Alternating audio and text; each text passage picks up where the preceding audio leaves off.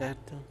Cari telespettatori, ben ritornati insieme a noi e quest'oggi cerchiamo di accontentare le tante istanze che ci vengono ovviamente da voi che ci scrivete, ci sollecitate anche per affrontare certi argomenti.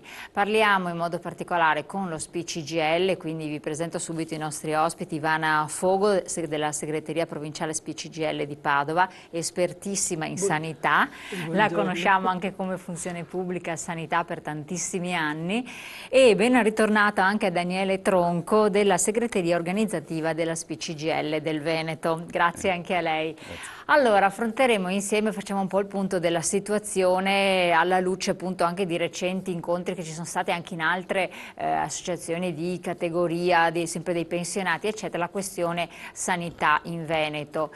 Cosa si prospetta, cosa sta succedendo? C'è un po' di apprensione, un po' di timore e forse anche ancora tanta confusione, mancanza di conoscenza di quelli che sono gli strumenti effettivi a disposizione per i cittadini, per i pensionati, che il fatto di vivono giustamente con molta ansia e anche disappunto, il fatto di rendersi conto che le liste d'attesa in molti casi, facciamo l'esempio di Padova, tra questi, sono aumentate in modo rilevante. E poi ci sono cambiamenti, ci sono giustamente, come molti dicono, i ticket che sono cresciuti, una sanità che sembra diventare più sempre elitaria per pochi, e tantissimi, noi abbiamo sempre sconsigliato questo, rinunciano a farsi curare. Eccedere nelle cure non è mai corretto, ma rinunciare assolutamente è pericoloso e dannoso. E poi facciamo il punto un po' del discorso anche delle pensioni. E io vorrei partire con lei, segretario, perché ieri c'è stato un direttivo regionale molto importante che si è svolto proprio a Borgoricco, in provincia di Padova, in cui sono stati puntualizzati alcuni aspetti, ma forse è stato fatto anche un passo strategico, secondo me, in questo momento per voi come sindacato. Sì, ieri abbiamo avuto a Borgoricco la presenza della nostra segretaria nazionale, la Carla Cantone, per fare un po' il punto della situazione dopo il congresso, dopo la fase dei congressi, e per, come dire, programmare l'attività del prossimo periodo sugli aspetti che a noi, insomma, ci toccano in modo particolare. Diciamo che dopo la fase congressuale, dove si è discusso di gruppi dirigenti, di assetti di linea più generale, adesso siamo in una fase dove cominciamo ad aggredire i punti, diciamo, che per noi sono principali, a partire dalla questione morale, nel senso che per il sindacato la situazione che si è generata anche in Veneto, in Lombardia, con gli ultimi scandali che hanno colpito le grandi opere, eccetera, diventa una priorità che da sempre presidiamo, ma che insomma assume un ruolo molto preoccupante. Noi siamo fortemente preoccupati da questa situazione che si sta generando e pensiamo che vada affrontata in modo più deciso. Abbiamo programmato per il prossimo autunno un'iniziativa molto forte su questo tema, e questa è una delle questioni che ci siamo... Posso chiedere cioè? Cioè noi pensiamo che bisogna che rimettere al centro della nostra iniziativa il tema dell'azione, diciamo, morale come elemento di forte presenza. Cioè, diciamo che quello che sta emergendo, forte coinvolgimento, insomma, anche di forze politiche, di forze imprenditoriali, con tutte le cose che ne conseguono, perché questa situazione che emerge è che di fatto anche il mondo imprenditoriale si faceva una concorrenza sleale utilizzando, come dire, strumenti appunto illegali o borderline, eccetera. Coinvolgendo quello istituzionale, certo, che poi è la cosa coinvolgendo anche livelli istituzionali molto peggiore. importanti. Adesso è in corso un'inchiesta, è in corso...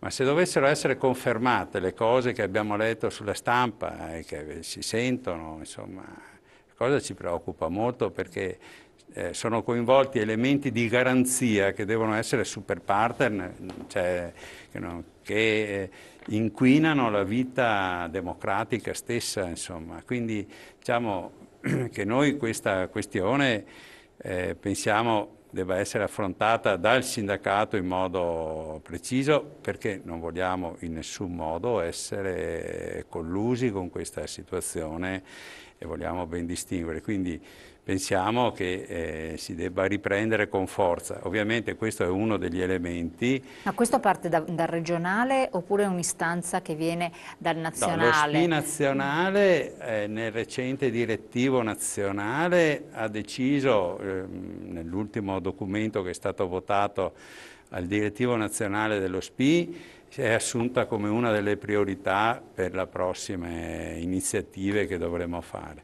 Ovviamente in Veneto siamo particolarmente interessati per i recenti fatti, ma non c'è solo il Veneto ovviamente, è un tema nazionale. Noi pensiamo di fare la nostra parte, insomma, di proporci come elementi che al di fuori del qualunquismo, della polemica che non ci interessa, insomma, ma puntando al merito, bisogna rimettere al centro un'idea che ci richiama. Adesso in questi giorni c'è le celebrazioni per la morte di Berlinguer a Padova, eccetera. Lì partiamo, come dire, dal punto di vista ideale da un'idea appunto berlingueriana, adesso ovviamente noi non siamo un partito, siamo un sindacato, ma un'idea di moralità, di presenza morale anche nell'azione sociale che ci deve contraddistinguere. Insomma. Ecco, può essere anche un riavvicinamento importante e significativo in un momento come questo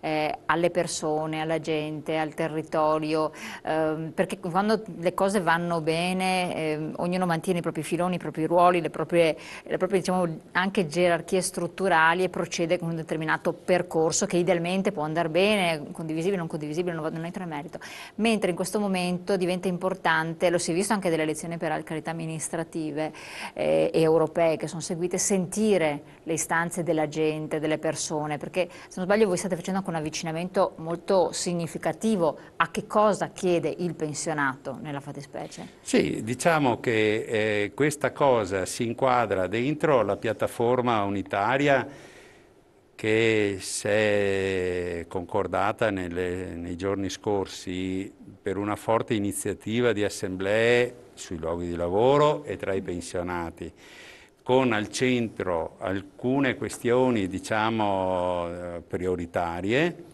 e che lo SPI, per quanto compete, diciamo, i pensionati, ha già iniziato, come dire, a programmare sul territorio, ovviamente unitariamente. Abbiamo concordato con FNP e UILP una serie di iniziative unitarie, di assemblee che si concluderanno con un attivo regionale unitario che ha al centro queste questioni che vengono espresse, che vengono richieste in questa piattaforma, che sostanzialmente attengono ai temi della previdenza, sia per la previdenza intesa come lavoratori vicini al momento della pensione che si sono visti con la Fornero allungare i tempi, che possiamo riassumere, insomma, adesso molto velocemente, poi si può anche entrare un po' più nel dettaglio. Tra la questione degli esodati, noi in Italia abbiamo decine di migliaia di persone che si sentono dimenticati che sono restate incastrate in un meccanismo profondamente ingiusto, del quale non hanno nessuna colpa. Cioè adesso molti lavoratori che avevano accettato percorsi di avvicinamento alla pensione, che fatti in sedi pubbliche peraltro, certo, cioè non nel singolo rapporto tra lavoratore e datore di lavoro, ma con enti e organismi preposti a fare questa cosa, e che si trovano adesso non più al lavoro e non possono più accedere alla pensione. Quindi c'è un tema esodati che è ancora presente, che solo grazie all'iniziativa del sindacato negli ultimi periodi hanno trovato soluzione alcune decine di migliaia, ma ce ne sono altrettanti che ancora vedono irrisolto questo problema e che noi pensiamo debba diventare uno degli elementi centrali, diciamo, dell'iniziativa anche del Ma avrebbe governo. dovuto già rientrare, no? In base anche a quelle che erano state le vostre istanze, le istanze Sì, stesse diciamo che con dopo il i... 2015 questa cosa qui non c'è, mentre noi abbiamo anche dopo il 2015 questa situazione. Cioè, si è risolto per chi doveva arrivare entro una certa data Certo. e quindi fino a una certa data il problema è stato risolto, ma noi abbiamo persone che avevano percorsi di uscita lunghi che superavano i 3-4 anni, in alcuni casi anche i 5 anni, che oggi si trovano ancora nell'incertezza di non sapere se finito quel periodo di aspettativa hanno diritto di accedere al sistema pubblico, perché soprattutto le donne, e le donne anche dei settori parapubblici eccetera, ma diciamo mediamente molte donne stanno in questa situazione perché sappiamo che la legge ha particolarmente penalizzato diciamo, l'entrata. Ma poi abbiamo anche il tema del, diciamo, anche dei giovani, perché questa non è solo una questione che No, no, riguarda no, i vicini. purtroppo. Purtroppo noi abbiamo che la legge Fornero ha fortemente penalizzato e se noi non risolviamo questo tema, noi lo sappiamo già perché il sistema di calcolo è già purtroppo ben chiaro, che attraverso l'allungamento dell'aspettativa di vita, attraverso la riduzione delle percentuali, noi avremo intere generazioni di giovani che sanno già che andranno in pensione con un trattamento pensionistico del tutto insufficiente e quindi Ed è quello che allontana anche molti giovani quindi, dal nostro paese dall'intraprendere percorsi in questo quindi paese. noi o risolviamo il tema dell'adeguamento delle pensioni, perché c'è il doppio tema, perché gli attuali pensionati che si trovano con il blocco non hanno la rivalutazione soprattutto e quindi c'è un impoverimento delle pensioni attualmente in essere, ma anche i giovani che dovranno andare in pensione, che se non viene modificata la situazione o con la previdenza complementare o con un adeguamento delle percentuali di rivalutazione, noi avremo una situazione molto pesante. Ecco, noi chiederemo a lavoratori e pensionati la forza per poter intervenire su questi temi, assieme poi al tema fiscale, diciamo che è per noi un altro degli elementi centrali. Abbiamo giudicato positivamente gli 80 euro, ancorché insufficienti, però con la grande ingiustizia che sono stati esclusi i pensionati. Noi non demordiamo su questa cosa, perché pensiamo, soprattutto per le pensioni medio-basse, che questa sia una vera e propria ingiustizia, perché... No, ma io penso anche un'altra cosa, l'hai detto giustamente, però se non sbaglio questi 80 euro non hanno fatto una valutazione di famiglia.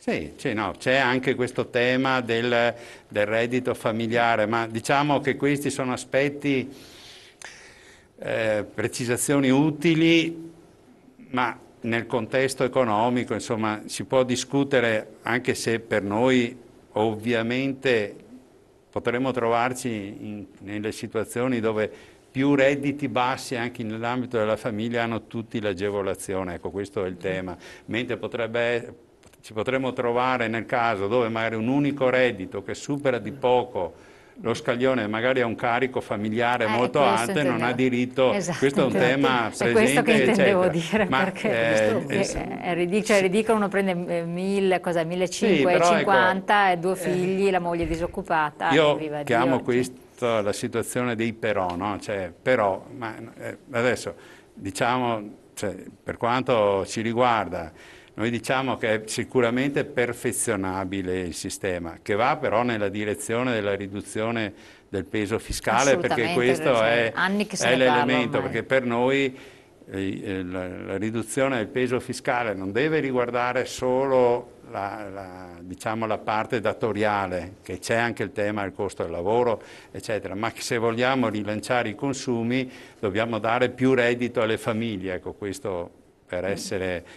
per quanto riguarda i pensionati, pensiamo che ci sia un'ingiustizia di fondo. Anche perché sono bloccate le pensioni. Certo, c'è la da un mancata bel po'. rivalutazione. Quest'anno c'è stato un meccanismo di rivalutazione, soprattutto molto graduale, soprattutto per le pensioni basse, e questo ha rotto, diciamo, un blocco che esisteva da qualche anno. Però ancora insufficiente, ecco, ancora insufficiente, e per quello noi pensiamo che anche il tema di prevedere per le pensioni una riduzione del peso fiscale diventa, come dire, un elemento molto importante per recuperare un'ingiustizia che c'è sotto gli occhi di tutti, insomma. No, assolutamente. Un ultimo aspetto che comunque è rilevante, perché si parla di semplificazione della pubblica amministrazione e di revisione di molti comparti della pubblica amministrazione, prepensionamenti, aperture, diciamo così, scivoli agevolati, quant'altro, tutto quello che possa, però ancora non c'è tanta chiarezza al riguardo. E voi come la vedete questa? Perché che non sia poi uno slittare in situazioni tipo quello degli esodati che abbiamo visto, perché la paura di molti dipendenti della pubblica amministrazione, lei come ex dipendente magari dirà se è vero questo, è di finire in uno di questi, così per puro errore o disattenzione, voluto oppure no dal legislatore, che dir si voglia, visto i passaggi che ci sono. No, Cosa ne lì dite? adesso, atteso che stiamo ancora nel campo di una serie di proposte, molto, ecco, insomma, non vorrei banalizzare, ma di un bailam, di una grande turbolenza, diciamo, fantasiosa. La cosa che a noi preoccupa è, uno, che non si scarichi nel sistema i costi. Perché guardate, è semplice dire l'INPDAP va sotto l'INPS, bisogna dire chi paga. Adesso il governo ha fatto l'operazione della confluenza dei sistemi previdenziali, però c'è un piccolo problema: chi paga? Perché se poi si dice che l'INPS va in rosso perché si è fatto carico all'INPS oneri che non sono propri, o, che non sono, o per i quali non è stata prevista una copertura, è chiaro che tu trasferisci il costo alla collettività e poi magari si dice che l'INPS non è in grado di reggere, quindi si prendono provvedimenti sulle pensioni, su tutte le pensioni. Infatti. Non vorrei che si trasformasse questo meccanismo o si utilizzasse questo meccanismo per un problema che c'è. Guardate, io penso che uno degli elementi più negativi della Fornero è che ha di fatto interrotto un ricambio generazionale nel Paese, perché se tu è una contraddizione presente oggi nel sistema, no? Tu obblighi a rimanere in servizio, in attività, questo vale per pubblici e per privati, lavoratori fino a 65 anni e oltre, e poi ti stupisci perché non c'è ricambio generazionale. Allora, delle due l'una, cioè, meglio, e questa è una delle proposte che fa il sindacato, è prevedere, ritornare a una flessibilità dell'uscita, perché ci sono lavoratori che possono continuare a lavorare anche oltre l'età, però ci sono altre tipologie di lavoratori che non sono state risolte, non è stato risolto il problema dei lavori gravosi, eccetera. Che potrebbero uscire dal lavoro con una flessibilità che consente anche un ricambio generazionale nel mondo del lavoro. Il tema principale, anche per il sindacato dei pensionati, come ho avuto modo di dire anche altre volte, è il lavoro. Su questo non c'è dubbio, perché i pensionati sono i primi convinti che senza lavoro non c'è pensione. Quindi primo l'elemento è il lavoro. Su questo non c'è dubbio, però ovviamente in un quadro di solidarietà e di equilibrio, perché non si può fare, come dire, scaricare su alcuni ceti, su alcune situazioni adesso io ricordo la nostra iniziativa sulle cartoline Sì, verso il governo, dove chiediamo anche lì unitariamente delle azioni precise, cioè voglio dire delle rivendicazioni precise per poter sviluppare il lavoro, sviluppare il reddito per poter sviluppare i consumi, una politica europea diversa, cioè tutte iniziative che ci vedranno coinvolti noi come SPI, per esempio sul tema Europa, siamo fortemente intenzionati a un'azione della nostra organizzazione internazionale, la FERPA, per quanto riguarda i pensionati, e la CES per quanto riguarda gli attivi, affinché l'Europa cambi registro. L'elezione, che mi sembra che oramai tutti ammettano, ci sono pochi che non riconoscono questa cosa, che di troppo rigore si muore, cioè, quindi non è che tu risolvi il problema ma perché hai ammazzato il paziente, non è questa una soluzione, perché poi si dà, tra l'altro, si dà respiro alle forze più, diciamo, qualunquistiche che si sono anche affermate. Ma anche estremistiche che possono emergere. Estremistiche che poi non serve a nessuno, voglio dire, no? Cioè, assolutamente. noi su questo siamo fortemente impegnati e anche questa è una cosa che è un'attività che noi pensiamo che con la ripresa dell'autunno ci vedrà fortemente impegnati. A dire il vero, già il prossimo 3 luglio a Lubiana faremo una riunione dei sindacati dei pensionati dell'Europa, diciamo, del nord-est, quindi l'Italia, la Slovenia, la Croazia, tutti i sindacati dei pensionati di quest'area. È un'iniziativa che abbiamo promosso assieme appunto ai sindacati di questi paesi per cercare di costruire una piattaforma, un'idea da poi da portare in Europa sui temi. L'argomento è la sanità, ma diciamo che si estende proprio per tornare. No, ma ci aggiornerete di ritorno dal vostro incontro dopo il 3 possiamo risentirci. Assolutamente, che così ci farete anche un punto, anche perché è molto interessante vedere il contesto europeo in cui anche il sindacato si muove, i punti di vista diversi e bisogna assolutamente tenerne in conto, cioè è inutile mettersi la benda davanti agli occhi. Allora riprendiamo questi discorsi, parliamo naturalmente anche di sanità come promesso, dopo la pubblicità, pochi secondi.